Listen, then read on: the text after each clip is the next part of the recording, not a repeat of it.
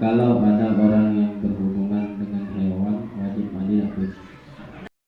Itu apa kami harus ada kecil tidak dibasuh manok tak manok. Yang kedua ini masalah bab keluarga gitu ya. Sebagian di Sikom sudah berkeluarga, banyak keluarga. Nah, itu jadi juga tentang masalah berhubungan suami istri. Apakah wajib membaca doa berhubungan suami istri atau sunnah atau gimana? Dan juga mungkin di Siko belum banyak yang baca doa juga. Tak tolong tak ajarin. Terima kasih. Assalamualaikum warahmatullahi wabarakatuh. Telat untuk belajar sekarang. Yang pertama itu setelah kita mandi wajib, kemudian kita baru buang air kecil, berarti kita harus wudhu lagi. Itu. Jadi ketika kita selesai mandi wajib, kita udah dalam keadaan suci. Kalau kita melakukan hal-hal yang membatalkan wudhu, ya berarti kita perlu wudhu lagi. Itu. Kan pas kita mandi wajib itu tadi kita punya hadas kecil dan hadas besar. Hadas kecil kita misalkan mandi wajibnya karena berhubungan dengan istrinya, kan sentuhan dengan istri batal wudhu, berarti hadas kecil. Kemudian dia berhubungan dengan istrinya, hadas besar, tak perlu dia nak wudhu. Kenapa? Percuma be dia wudhu, tak terangkat hadas besarnya, dia harus mandi. Ketika dia mandi, hadas kecilnya otomatis terangkat. Berarti kalau dia sudah mandi, itu sama be dia dalam keadaan suci. Dia pegang kemaluannya, atau dia buang air kecil, atau dia buang angin, atau dia sentuh istrinya, atau dia tidur, ini kan hal-hal yang membatalkan wudhu, maka dia wajib untuk wudhu lagi kalau mau sholat, gitu. Makanya kenapa Nabi ngajarkan kita sunnah sebelum mandi wajib buang air kecil lah dulu, biar habis mandi tak perlu untuk wudhu lagi, tak perlu kencing, jadi tak perlu untuk wudhu lah lagi. Itu sunnah Nabi besar Muhammad sallallahu alaihi wasallam. Itu yang pertama. Yang kedua, ketika berhubungan dengan istri itu Nabi mengajarkan kita untuk membaca doa, tapi hukumnya ya tidak wajib. Apa doanya? Nabi ajarkan kita yang sangat ini kayaknya doa terkenal ini sebenarnya. Doanya bismillah, pertama ucapkan nama Allah, bismillah, Allahumma jannibna syaitan wa jannibis syaitan ma razaqtana. Allahumma jannibna syaitan wa jannibis syaitan ma razaqtana. Ya Allah, jauhi kami dari setan dan jauhi apa yang kau berikan kepada kami dari rizkimu, jauhi juga dia dari setan. Karena apa? Karena kata Nabi, kalau ada orang berhubungan tanpa menyebutkan nama Allah, setan juga melo. Hati-hati, setan juga melo. Pernah kita ceritakan kan, setan kafir sama setan muslim ketemu. Setan muslim kurus, setan kafir gemuk. Kenapa? Kalau yang setan kafir ini melok kalau dia. Korin, ini setan korin. Wong apa manusianya makan dia melok makan, minum melok minum, mabuk dia melok mabuk, berhubungan dia ikut berhubungan. Itu setan. Sedangkan setan muslim ketika mau makan muslim ucapkan bismillah, setan tidak bisa makan. Ketika mau minum muslim tadi mengucapkan bismillah, setannya tidak bisa minum. Ketika masuk kamar pun dia mengucapkan bismillah, setannya tidak bisa ikut.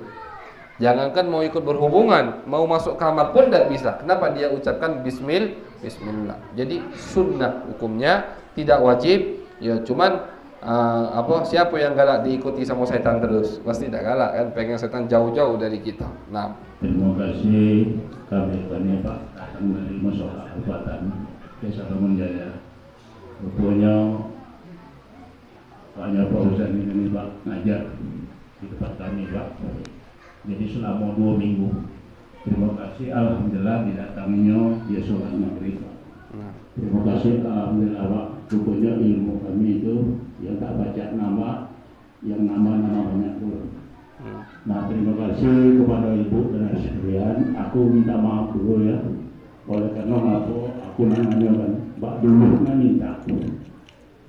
Ya yang bertanya Pak, tentang masalah kalau mandi wajib tadi bayar ya ibu-ibu mandilah bersih, bapak juga bersih juga.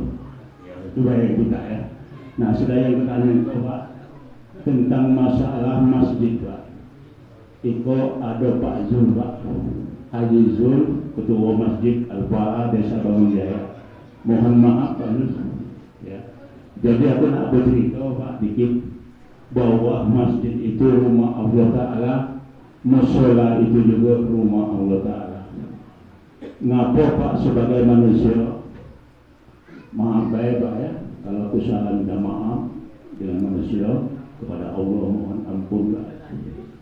Ngapa manusia itu Pak ya, kalau orang yang lah pintar, orang yang lah pajak, yang fasih, sungkan Pak nak sembahyang di musola Pak. Dia nggak di masjid Pak. Padahal rumahnya dekat musola. Sedangkan masjid tadi Pak, dari masjid rumahnya jauh. Tapi tak enggak Pak sembahyang di musola. Dia nak masjid di masjidnya. Sedangkan orang tadi Pak lalihan cukup segalanya dan pandai. Padahal di musola tadi mungkin ada yang baru terbang labu Pak. Iya, berhubung tak naruh yang pintar Pak. Terpaksa Pak, yang terbang labu itu di dalam musola itu. Nah jadi aku minta solusinya, minta bagaimana kira-kira pendapat di hadapan Allah Subhanahu wa Ta'ala. Itulah yang aku pernah ceritakan. Aku akhiri tutup. Assalamualaikum warahmatullahi wabarakatuh. Terima kasih. Salat di musola atau di masjid ya, itu semua kembali kepada pilihan kita masing-masing. Itu pilihan kita masing-masing Pak. Dia nak sholat di masjid padahal rumahnya misalkan para musola. Mungkin dia pengen pahala langkah kakinya lebih banyak. Itu kan itu ya.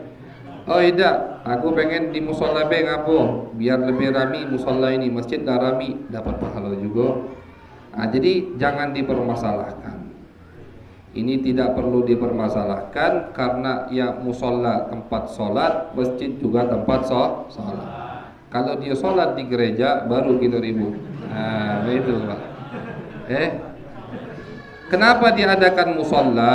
Musola itu di zaman Nabi sudah ada. Nah, jadi tidak semua sahabat itu sholat di Masjid Nabawi. Yang desanya agak jauh-jauh itu mereka punya musola.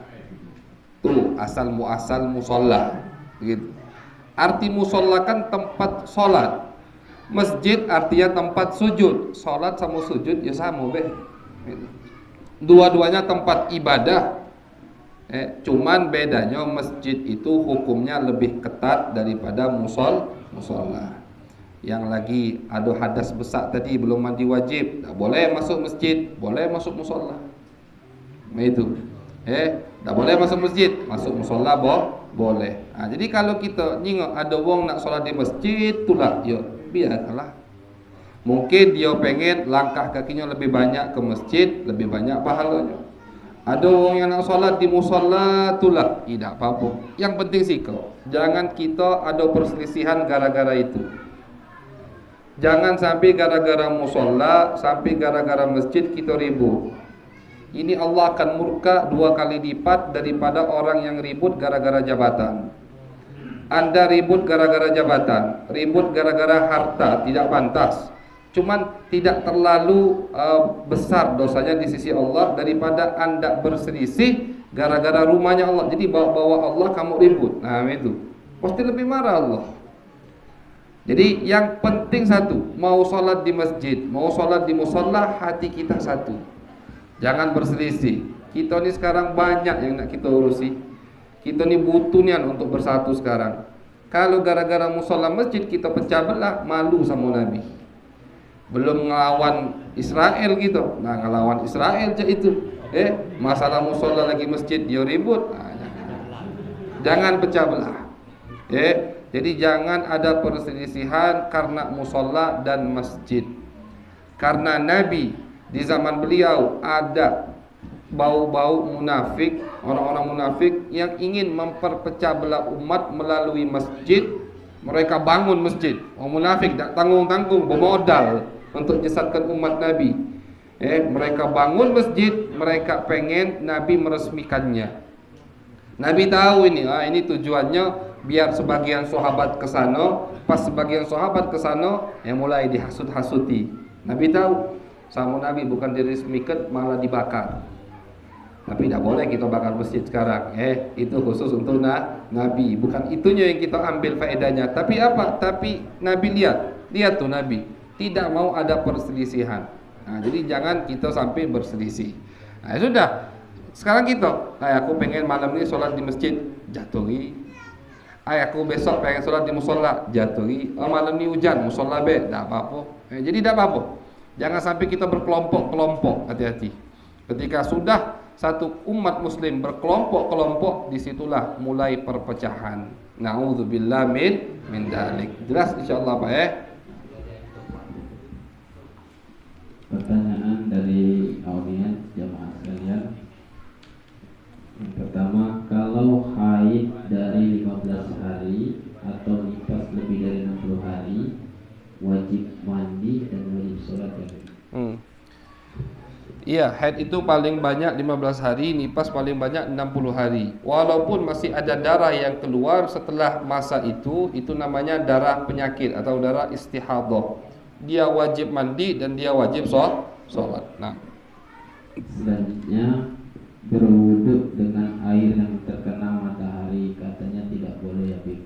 Bagaimana Bib air yang tidak terkena langsung matahari, misalnya air di tetmon terus air yang keluar menjadi panas, hukumnya gimana Bib? tidak boleh, itu bukan haram tapi makruh. Kenapa dilarang atau dimakruhkan? Karena bahaya untuk kulit kita. Jadi wudunya sah tetap, cuman tidak dianjurkan wudu dari air yang panas habis terjemur matahari. Ulama pun membahas ini yang panasnya itu di Jazirah Arab sana. Panasnya kita ini tidak panas istilahnya. Yang pernah umroh di musim panas, coba tuh rasakan. Apalagi kalau tetmonnya di luar gedung, tetmonnya jam 2 siang tidak pacak kita buang air besar. Ngapa? Tidak pacak cebok gitu. Panas luar biasa. Makanya rata-rata penampungan air di Jazirah Arab itu di bedroom, di bawah bangunan, di bawah rumah. Panas mereka kalau di atas. Itu yang dimaksud oleh ulama dimakruhkan. Panas yang sampai segitu. Tapi kalau panasnya kita sekarang tidak sepanas itu. Cuman kalau takut nanti kulit kita kena penyakit, ya tinggalkan, jangan dilakukan. Begitu. Nah. Selanjutnya, kalau ada orang yang berhubungan dengan hewan, wajib mandi atau? Itu dibahas, walaupun saya lupa nyampaikannya tadi, dibahas sama pengarang kitab ini, wajib. Baik dia berhubungan dengan hewan, dia berhubungan dengan jin, setan misalkan, dia wajib mandi. Sekarang pertanyaannya, binatangnya wajib mandi tak, Bib? Ada dua ini belakang. Selanjutnya Bib, apakah harus jika mandi memakai sandal? Memakai sandal masuk kamar mandi sunnah hukumnya. Jadi termasuk adab sunnah masuk kamar mandi, kita pakai kopiah, tutup kepala, bukan mesti kopiah, tutup kepala, baik dengan kopiah atau dengan kain, dan kita menggunakan alas kaki. Itu sunnah, tidak wajib. Dan sunnah bukan untuk mandi, masuk kamar mandi. Artinya kalau kita mandi di sungai, jangan pakai sendal, hilang sendalnya. Nah, itu sunnah untuk masuk kamar mandi. Itu. Nah, ini agak jauh juga pertanyaannya sampai ke dunia maya. Izin Beb, cara mengobati kecanduan main game online.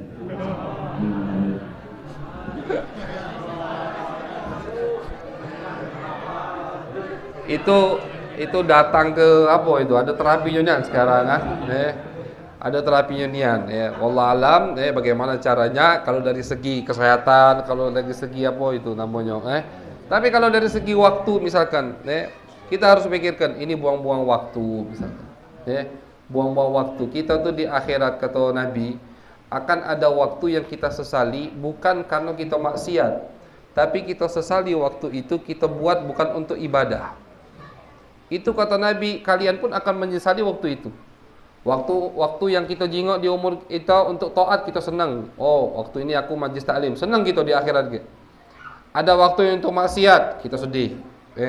Ini ngapalah maksiat. Ada waktu yang kosong, tidak digunakan untuk taat, juga bukan untuk maksiat, lalai. Seperti main game, selagi bukan game online judi ya. Kalau judi itu jelas haram sudah. Ini tidak game biasa. Itu waktu yang lalai, tidak dosa. Selagi dia tidak meninggalkan sholat, tidak judi, biasa. Tapi kita bakal nyesel nanti. Oh, ngapalah ada waktu ini buat aku ibadah, sholawat sama Nabi, baca Quran. Begitu. Kalau terapinya silakan datang ke tempat terapi.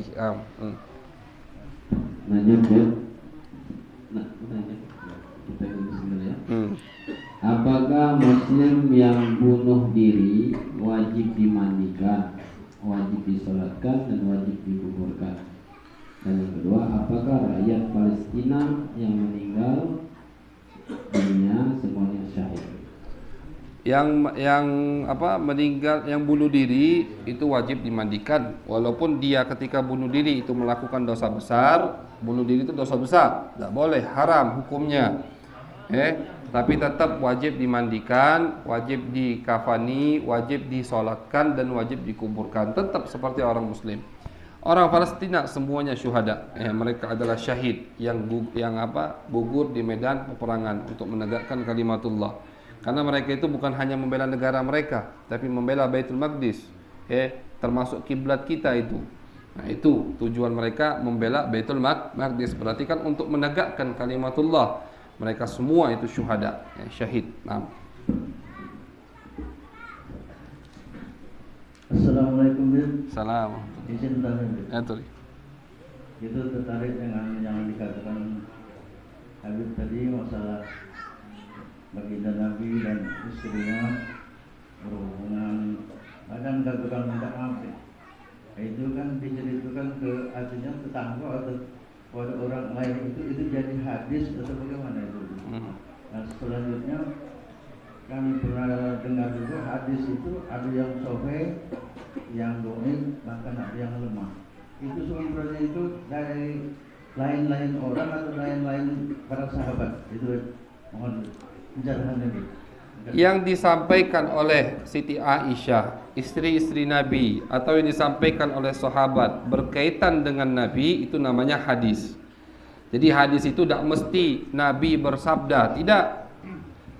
Hadis itu tidak mesti harus Nabi bersabda begini, tidak. Tapi hadis juga, misalkan Siti Aisyah tadi mengatakan, aku sama Nabi pernah berhubungan, kami tidak keluar sperma dan kami mandi, itu hadis. Nah, gitu. Itu yang pertama. Yang kedua, hadis itu terbagi jadi hadis yang diterima dan hadis yang tidak diterima. Hadis yang diterima itu namanya hadis sahih. Hadis yang tidak diterima itu namanya hadis dhaif. Dhaif itu lemah. Nah, jadi dhaif sama lemah sama. Tidak diterima. Mardud. Kenapa tidak diterima? Karena alasan perawinya. Perawi yang dipermasalahkan oleh ulama bukan dari sahabat. Kalau sahabat, jadi kan begini Pak, hadis itu dari Nabi sampai ke kita itu melalui beberapa orang kan. Generasi pertama sahabat itu semuanya diterima hadisnya.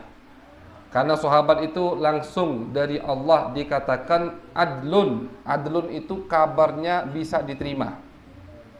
Nah, jadi kalau hadis dari melewati generasi sahabat pasti diterima. Masalahnya itu setelah generasi sahabat.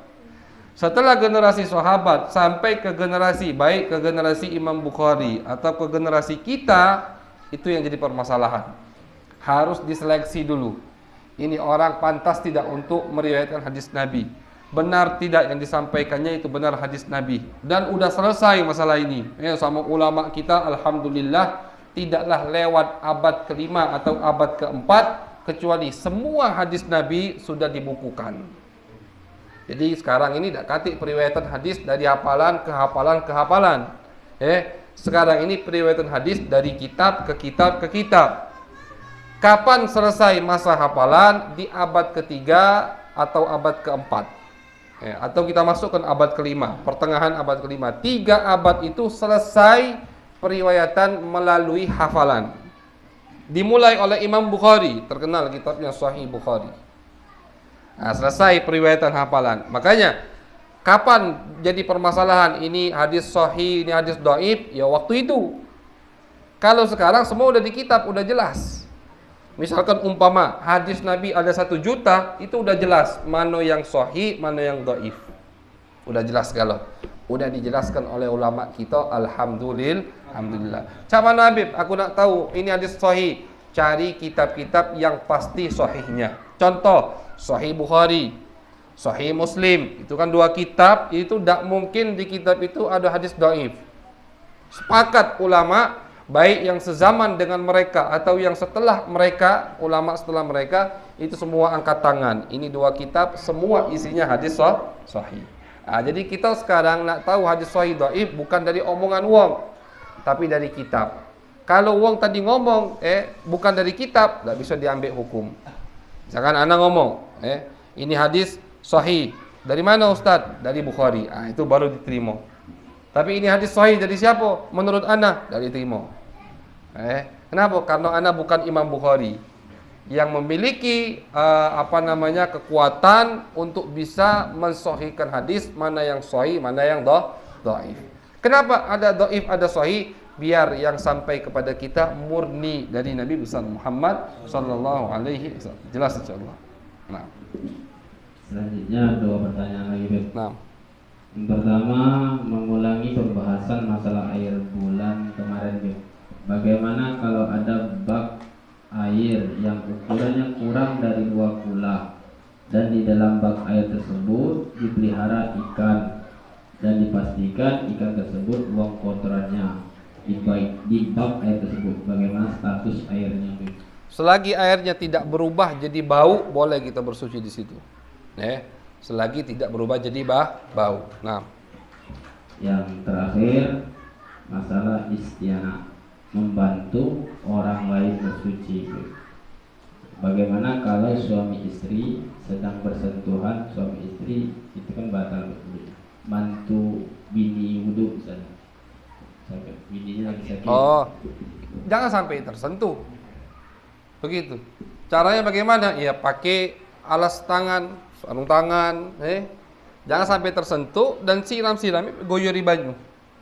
Kan wudu kita itu tidak harus dikosok-kosok, tidak. Cukup air itu mengalir di bagian tubuh kita, cukup. Tidak harus dikosok-kosok. Jadi misalkan bini nak mantu lakinya wudu, dia pakai sarung tangan dulu, itu kan. Habis itu dia sirami tangannya kayaknya, udah sah, bisa. Jangan sampai bersentuh. Kalau bersentuh ya batal lagi wudunya. Nah. Terakhir itu mungkin masalah juga. Dengan jamaah lainnya juga tentang masalah bab mandi tadi. Kalau kan tadi kalau kita megang-megang bini baik, malam itu kira-kira wajib mandi ada tuh? Megang-megang baik kira-kira. Kan cuma 6 tadi yang kita sebutkan. Cuma 6. Apa 6 itu? Kemaluan ketemu dengan kemaluan. Kalau yang megang itu kemaluan ke kemaluan, batal, baru wajib mandi. Tapi kalau tangan, tidak, nak kemana be tangan kamu, tidak wajib mandi. Selagi tidak keluar sperma. Karena keluar sperma penyebab mandi yang lain. Itu tidak wajib. Nah.